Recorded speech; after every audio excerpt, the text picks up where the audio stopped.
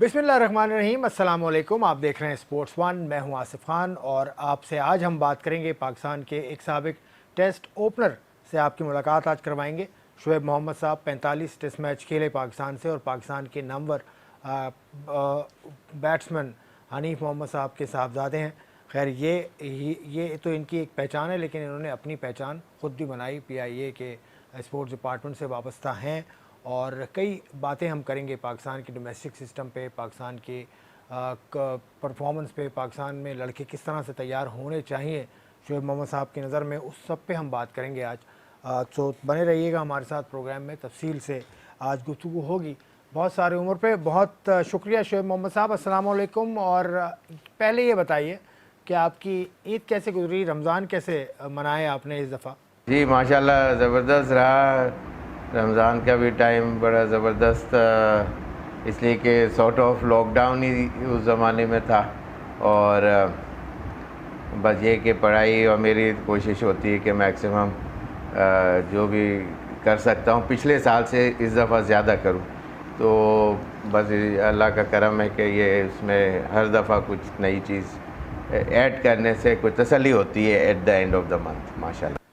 अच्छा, रमज़ान में क्रिकेट भी हुई, जिम्बाब्वे पाकिस्तान का टेस्ट मैच हुआ, जिम्बाब्वे में थी पाकिस्तान की टीम। मौका मिला देखने का वाइट बॉल सीरीज़ देखने का?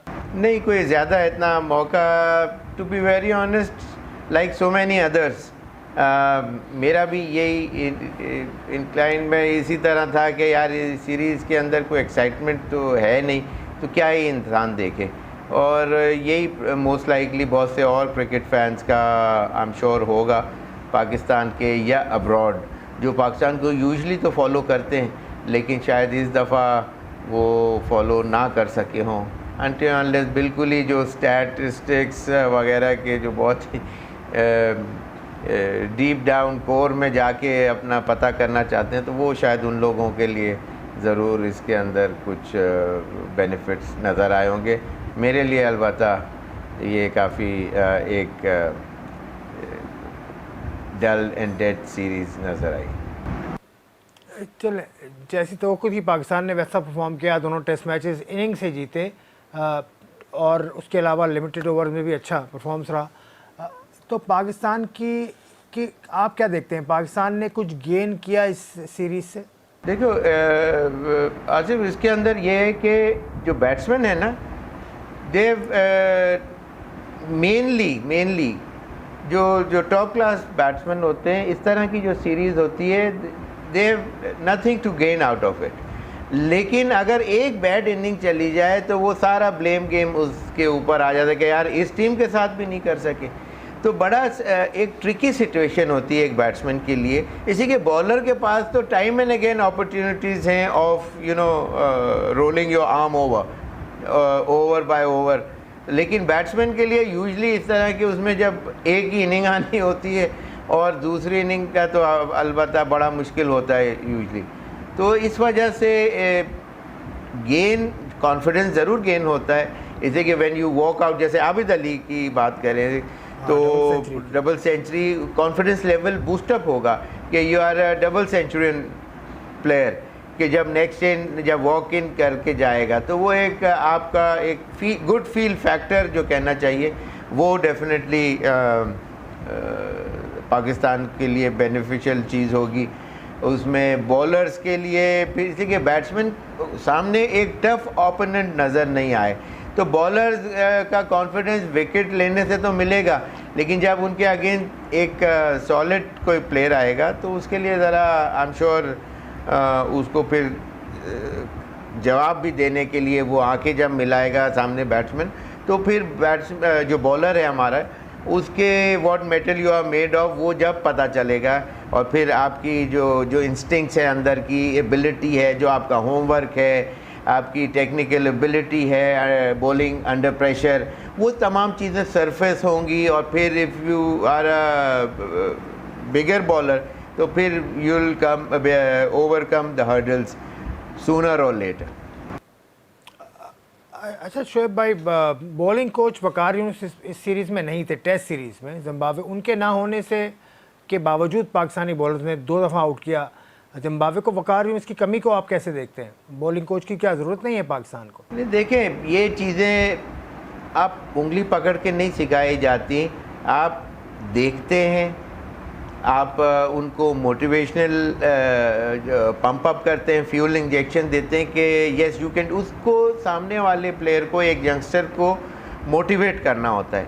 वो किक जो है अंदर से जो आती है वो मोटिवेशन से डेफिनेटली आती है। और अगर कोई बड़ा प्लेयर इस तरह आपको, लेकिन वो हर दफ़ा हर इनिंग के ऊपर वो उस तरह से आपको कोई एक नई चीज़ नहीं बता सकता। और उसमें यह है कि उसकी जो फ्लॉज हैं, जैसे आर्म या रिस्ट का गिरना या बॉडी एक्शन के अंदर, वो एक दफ़ा चीज़ सही होती है। तो हर दफ़ा के लिए ज़रूरी नहीं होता कि आपके सर के ऊपर आपका हेड कोच खड़ा हो। तो आप इसी के बॉलर, अगर वो हेड कोच ही क्या, जो अगर बॉलर को वो अच्छा ना करा सके कि जी उसको हर दिन उसकी ज़रूरत पड़ जाए, तो इसका मतलब you have not taught the youngsters in a good manner कि वो सस्टेन कर सके वो चीज़ें, वो प्रेशर्स अंडर ट्रबल वाटर। जब मुश्किलात होंगी तो उसको किस तरह खड़े होकर मुकाबला करना है। इसी दिन तो वो एक दिन खुद अकेला खड़ा होगा मुश्किलात का सामना करने के लिए, और फिर वो दुनिया को टॉपल करेगा और उसके पास वो ज़्यादा विकेटें आएंगी, तो वो चीज़ें फिर नाम कमाता है। इस तरह ये थोड़ी कि हर दफ़ा में उंगली पकड़ के आपको ले जा रहे हैं, इसका मतलब आप उसको सिखा कुछ नहीं रहे। अगर ऐसी बात है कि उनको वकार यूनुस की हर दफ़ा ज़रूरत पड़ेगी, तो पहली बात तो ये है कि उसूलन तो उनको NCA में होना चाहिए, जहाँ बच्चे ऊपर आ रहे होते हैं वहाँ गलतियाँ होती, वहाँ सिखाने की ज़रूरत है। इस तरह मेन टीम के अंदर तो कोई सीखना भी नहीं मांग रहा होता, इतना कोई वो फ़ायदा नहीं। और अगर फ़ायदा हुआ भी तो एक आध किसी को होता है। यहाँ 10 बच्चे जो आगे 10 साल खेलने हैं उनको फ़ायदा होता है। तो ये चीज़ें PCB की समझ इसलिए नहीं आती कि इसलिए उन्होंने खुद उस integral part of main core cricket का तो रहा ही नहीं। कोई भी आप यू नेम इट, सारे सब 2-2, 4-4 प्लेयर के मैचों के प्लेयर हैं। तो जाहिर सी बात है इस तरह की चीज़ें तो देखने में आएंगी, और आई एम नॉट सरप्राइज। तो वकार उसको आप मशवरा दे रहे हैं कि वो NCA में ज़्यादा मौजू हो सकते हैं, वहाँ चले जाएं? नहीं, मेरा कोई मशवरा किसी के लिए भी नहीं होता। अगर मेरी बात से किसी को फ़ायदा उठाना है तो ज़रूर उठाए, लेकिन मैं किसी को सजेस्ट, किसी को भी कोई चीज़ कभी भी नहीं करता कि मैं ये कह रहा हूँ आपके लिए ये बेनिफिशियल है। If you give weightage to my words and you think कि जी ये चीज़ शोएब ने कुछ सही कही है या इसमें वज़न है और इसको फॉलो करना चाहिए, तो ज़रूर करें, फील फ्री। लेकिन ये कि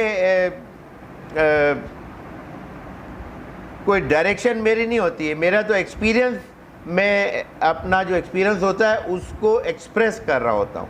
तो ये मेरा अंदाज़ा है। इसीलिए तो आप ये देखें कि जो अब के मैं ये ड्रेविड को तो अभी इंडिया की टीम ने अंडर 19 के हेड कोच लगाया था, उससे कोई 10 से 15 साल पहले, 10 साल तो कम से कम 10 से 12 साल पहले मैं बोलता रहा कि जो आपका टॉप प्लेयर है वो आपकी अंडर 19 की टीमों के साथ होना चाहिए। इंडिया वाले पागल थोड़ी हैं कि जो उसको उसके साथ अटैच कर दिया कुछ सालों पहले और उसके बाद कितने बेनिफिट्स उनके अंडर 19 की टीम को मिले, ये आपके सामने है। तो ये अभी उन्होंने डिसीजन लिया, मैंने उससे 12 से 15 साल पहले ये बात time and again on air कह चुका हूँ। तो ये चीज़ें होती हैं, ये this comes with experience and it does not come easy, it does not come overnight, and it does not come too many.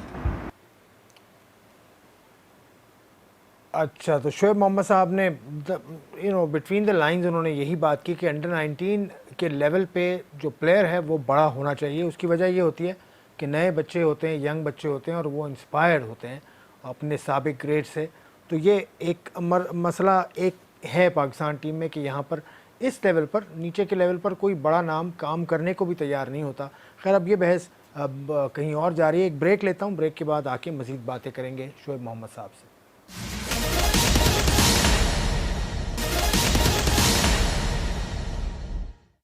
Sports one में खुशामदीद। शोएब मोहम्मद साहब हमारे साथ हैं, पाकिस्तान के साबिक test opener, 45 test match Pakistan के लिए खेले, लेकिन उससे निचली सतह जो है अंडर 19 की हो या एकेडमी की हो, उससे मुतमईन नहीं है।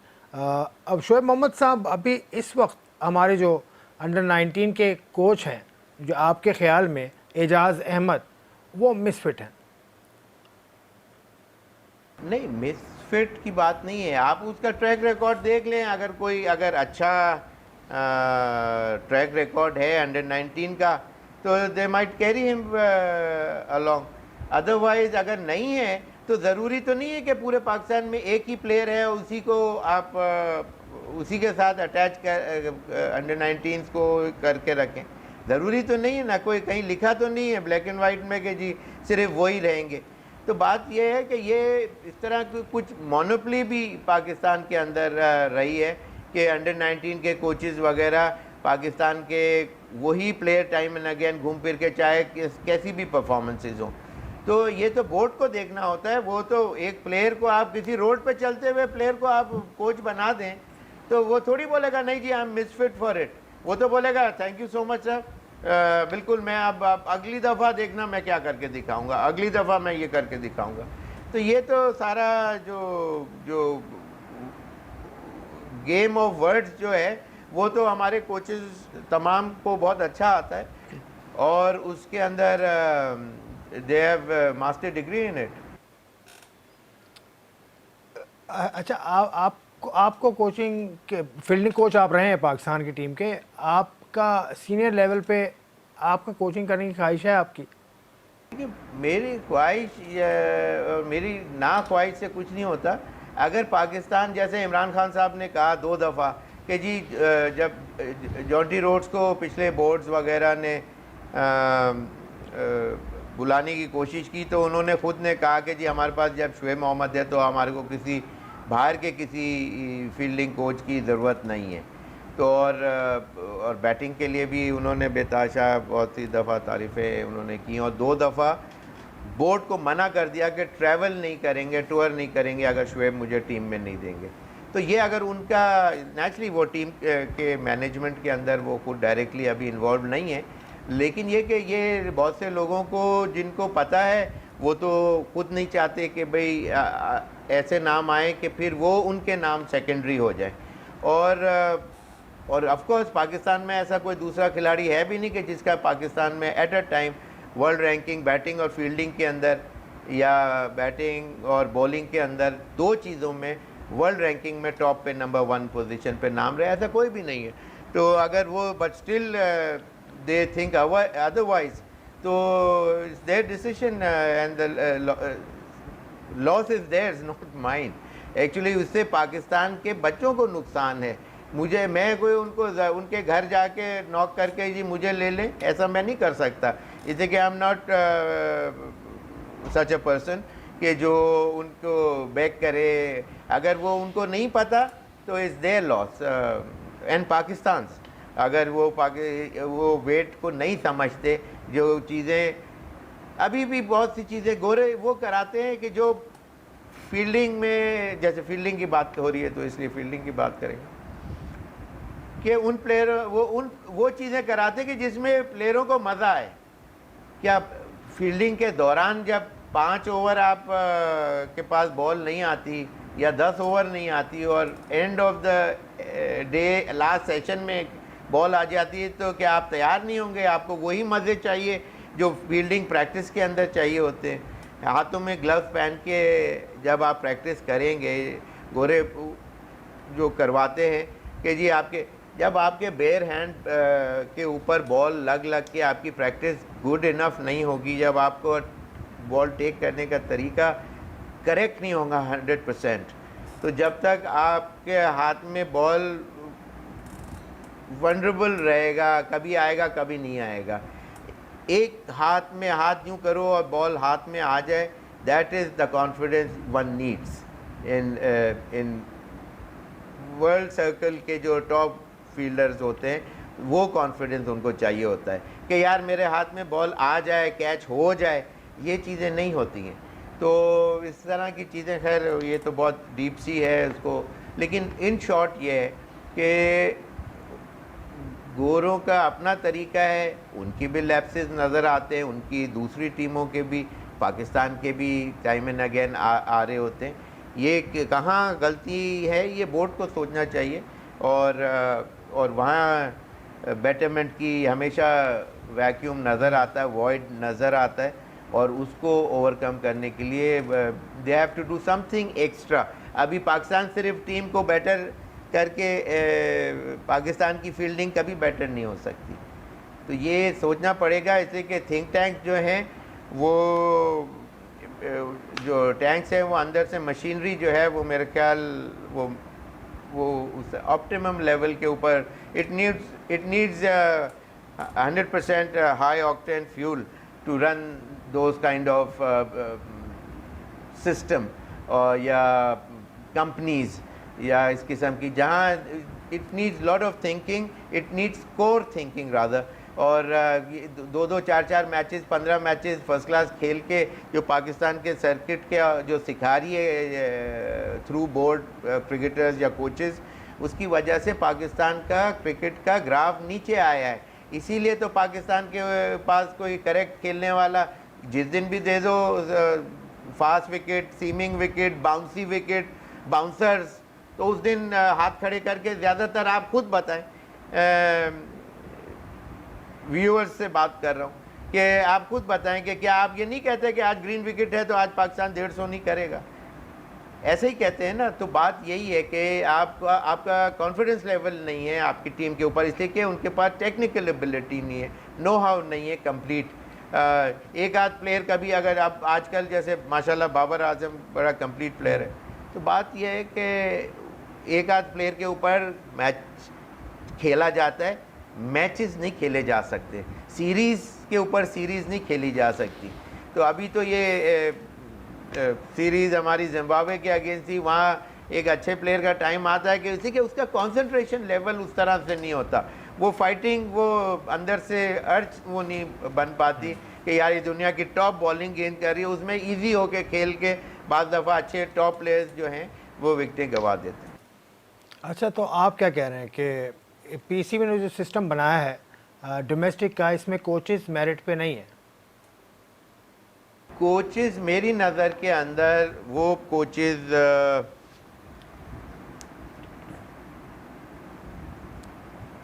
का पोटेंशियल होना चाहिए जिनकी ability in their cricketing life time carriers उन्होंने शो किया।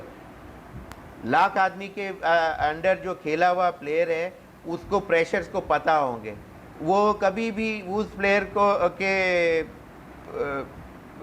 का मैच नहीं कर सकता लेवल जो 2-5 हज़ार लोगों के सामने भी ना खेला हो क्रिकेट, और जो लाख आदमी के उसके प्रेशर उधर से वहाँ से लाख आदमी के सामने आपको जब सामने से पूरा ग्राउंड आपके अगेंस्ट बातें बना रहा हो, साइडों से प्लेयरों के थ्रू अब्यूसिव लैंग्वेज चल रही हो, तेज़ बॉलिंग हो रही हो, दुनिया के फास्टेस्ट बॉलर लगे हों, you need guts, you got to be your mental attitude should be made of steel. तो वहाँ से आप उसको काउंटर करने के लिए क्या क्या कॉर्नर्स ढूंढते हैं, जो प्रैक्टिस आपने की होती है, that is the time to apply those in trouble water. जब हम मुश्किलात हैं तो आपने जो प्रैक्टिस की होती तो फिर वहाँ आपको निकलने के तरीके आपको आने चाहिए, एक नहीं काम आता तो दूसरा आपको ट्राई करना होता है। और इस तरह फिर जब आप when you emerge out as a winner in that inning you become a better player, आप 2 स्टेप अप चले जाते हैं अपने क्रिकेटिंग एबिलिटी के अंदर, कॉन्फिडेंस लेवल इस तरह बढ़ता है, इस तरह आता है। और इसके ये रिचुअल्स जो हैं वो ऐसा थोड़ी है कि भाई किसी भी टीम के अगेंस्ट आपने कुछ स्कोर कर दिया और आप बड़े प्लेयर हो गए या क्रिकेट आ गई, ऐसी बात नहीं है। इसमें लाइफ टाइम लग जाता है और फिर भी क्रिकेट नहीं आती है। और बाज़ प्लेयरों के लिए you know sometimes cricket is in you, जहाँ से आप या तो आपका थिंकिंग लेवल इस तरह का होता है, माइंडसेट ऐसा होता है कि you eat, breathe, drink cricket.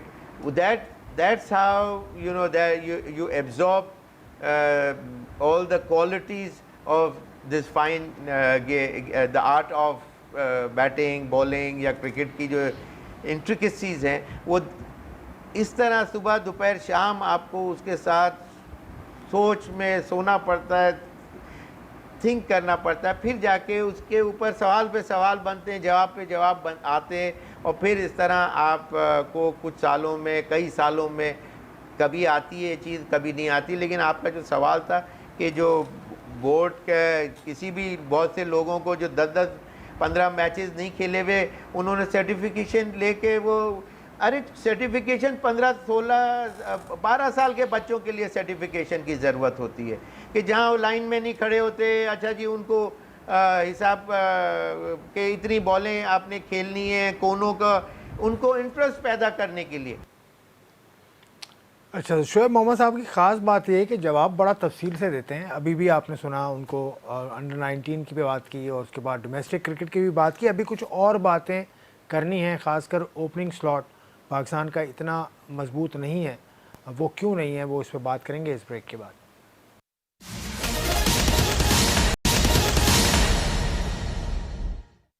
Welcome back to sports one. आखिरी सेगमेंट है इस प्रोग्राम का। शोएब मोहम्मद साहब हमारे साथ हैं। शोएब भाई, आपका जो शोबा है, जो स्ट्रॉन्ग शोबा है, वो ओपनिंग बैट्समैन है, फील्डिंग भी है, लेकिन ओपनर के तौर पे आप पहचाने जाते हैं।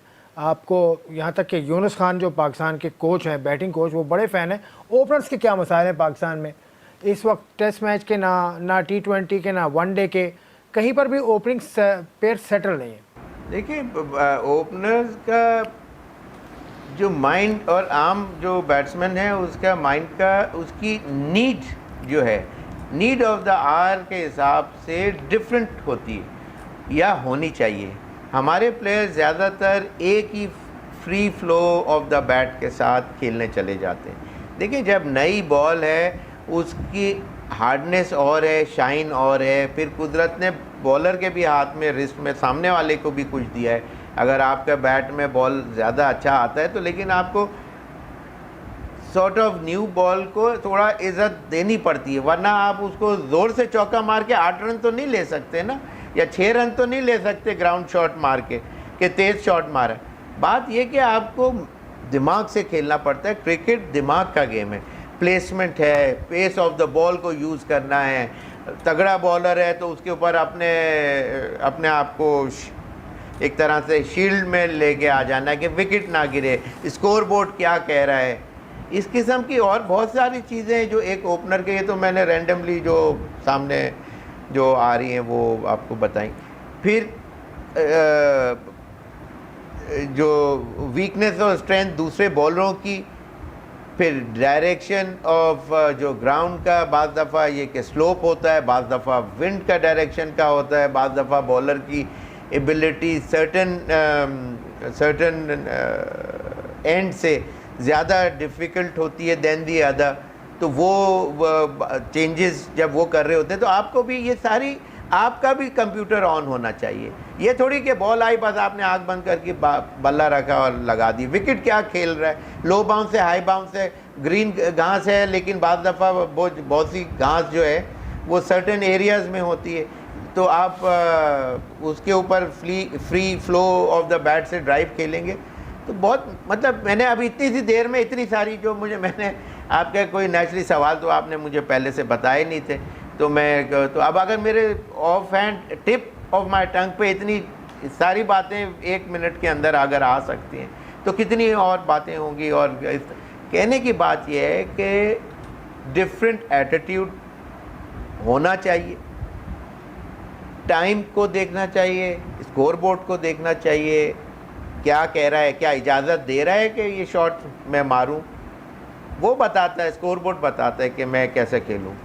आपकी मर्ज़ी तो होती है, बल्ला आपके हाथ में, लेकिन सिचुएशन की जो नीड जो है वो स्कोर बोर्ड बता रहा होता है। तो बट एनीवेज ये कि हमारे प्लेयरों के अंदर हमारे ओपनर्स कुछ अच्छा करते हैं, कुछ अच्छा नहीं भी करते, कुछ लेटली अच्छी परफॉर्मेंसेस भी आई, अज़हर अली ने जैसे 300 किए थे। तो बात यह है कि कंसिस्टेंसी लेवल जो है वो अच्छा होना चाहिए और उनका माइंडसेट हमारे प्लेयरों का उस तरह से किया जाए पाकिस्तान टीम में आने से पहले, फिर जाके पाकिस्तान को फ़ायदा होना शुरू होगा। इसलिए कि पहले वो लोग हैं जिन्होंने खुद कुछ नहीं किया हुआ है, तो और बोर्ड फिर कहता है अरे यार, इसलिए कि जो भी खेलेगा तो वहाँ कुछ 4 रन तो करेगा ना, तो वही सेलेक्ट भी होगा, वही पाकिस्तान टीम में आएगा। अच्छा, हैदर अली के बारे में बताइए। यंग है अब, लेकिन अभी तक सेटल नहीं हो सका वो। हैदर बहुत अच्छे प्लेयर हैं, लेकिन उनको सही गाइडेंस नहीं मिल सकी। लेकिन ये कि इसी तरह मैं आपको एक ज़बरदस्त एक किस्सा बताता हूँ जो रिजवान के बारे में, और probably I am gonna open this for the very first time since it had happened. इसमें ये 2015 की बात है, जब मैं सिलेक्शन कमेटी में था और वर्ल्ड कप के लिए पाकिस्तान टीम की सिलेक्शन हो रही थी और पीसी में इसकी मीटिंग हुई। तमाम सिलेक्शन कमेटी, कोच और मिसबाउल हक मेरे ख्याल उसके कैप्टन भी थे, और उसमें ये सब बातें जो हुई उसके अंदर मैंने, जब मोइन चीफ सेलेक्टर भी थे, हारून रशीद साहब भी बैठे हुए थे, अगर इसमें से जो मैं कोई क्रेडिट लेने की बात नहीं कर रहा हूँ, जैसे मैंने कहा कि फ़र्क का पता होना चाहिए, बॉयज़ टू मैन का डिस्टिंग्विश करना, एक you need good I for it, और आपको सही टाइम के ऊपर सही पिन पॉइंट करके हाईलाइट करना होता है। तो मैं बिल्कुल कोई क्रेडिट बिल्कुल भी नहीं लेना चाह रहा, लेकिन एक किस्सा बता रहा हूँ, जो बात हुई थी वो बता रहा हूँ। सिर्फ रिजवान के लिए मैंने पूरी टीम मीटिंग के अंदर कहा कि ये वो प्लेयर है कि इसका he is one of those के जिसको सिंगल डबल भी लेना आता है, he has a good feet movement उसकी अच्छी है, निकल के उठा के भी मारना अच्छा आता है, नीचे भी अच्छा खेलता है, very fast runner between the wicket, और हुक शॉट अच्छा खेलता है। ये मैंने कहा कि इसको, उन्होंने कहा कि जी 2 कीपर, मैंने कहा 2 कीपर की बात नहीं है, आप अपना सरफराज को आप एज कीपर लें, और इसको आप कहीं भी मिडिल ऑर्डर के अंदर भी आप फिट इन कर सकते हैं। He is that good a player that he can be easily fitted in to this Pakistan squad for World Cup 2015 to be played in Australia। ये तमाम जिन प्लेयरों के नाम लिए मैंने, तमाम सिलेक्शन कमेटी और हारून रशीद, या इन सारों से आप पूछ सकते हैं कि ये बात मैंने कही थी कि नहीं कही थी। अगर ये बोलेंगे कि नहीं कही थी तो वो झूठ बोलते हैं, जो जिससे भी पूछेंगे। इवन मैंने रिजवान को भी ये चीज़, जब सिलेक्शन उसकी नहीं हुई तो मैंने उसको वहाँ, मुझे स्टेडियम पे मिला, मैंने कहा मैंने तुम्हारे बारे में ये बातें कहीं, और मुझे जैसे कि तुम पसंद हो तुम्हारी बैटिंग कि जिस तरह तुम खेलते हो, लेकिन आई विश कि तुम सेलेक्ट हो जाते, लेकिन आई एम सॉरी कि ये नहीं हो सका, लेकिन I am sure you will do well. ये उससे भी आप पूछ सकते हैं कि ये 2015 में किसने कही थी बात, ये मैंने कही थी। तो बात ये है कि उसकी क्वालिटी असेस करने की बात है। बाद में वो खेला, बहुत अच्छा खेला, इसलिए कि उसके अंदर वो क्वालिटीज़ थी कि वो बैटिंग में उसने अच्छा ही करना था। तो बात यह है कि प्लेयर को हमारे वहाँ डिस्टिंग्विश करने के लिए जो need that intricate I also, और जो बहुत ज़्यादा लोगों के पास कहने के लिए तो है, लेकिन देखने के लिए कुछ ही मिलती। बहुत बहुत शुक्रिया शोएब मोहम्मद साहब, आपका इतना वक्त दिया आपने, और इतनी अहम बात बिल्कुल आखिर में चल के बताई रिजवान के बारे में। अल्लाह ताला आपको इज़्ज़त दे, तरक्की दे, और बहुत बहुत शुक्रिया। तो ये थे शोएब मोहम्मद साहब। बड़ी तफसील के साथ हर मौजू पर बात हुई है, तकरीबन हर मौजू पर, क्रिकेट के, डोमेस्टिक क्रिकेट, अंडर 19 क्रिकेट, हमारी जो टॉप लेवल क्रिकेट है, ओपनर्स हैं, हैदर अली के बारे में बात की, और चलते चलते आखिर में बात बताई रिजवान के बारे में कि 2015 के वर्ल्ड कप के लिए, जिसके लिए चीफ सेलेक्टर मोइन खान थे, और उसमें इन्होंने रिजवान के लिए बात की थी, लेकिन वो बात किसी वजह से नहीं मानी गई। खैर, ऐसा होता है क्रिकेट में, लेकिन ये बात आज इन्होंने रिवील की। बहरहाल आज आपने प्रोग्राम देखा, आपका प्रोग्राम देखने का शुक्रिया। खुदा हाफिज़।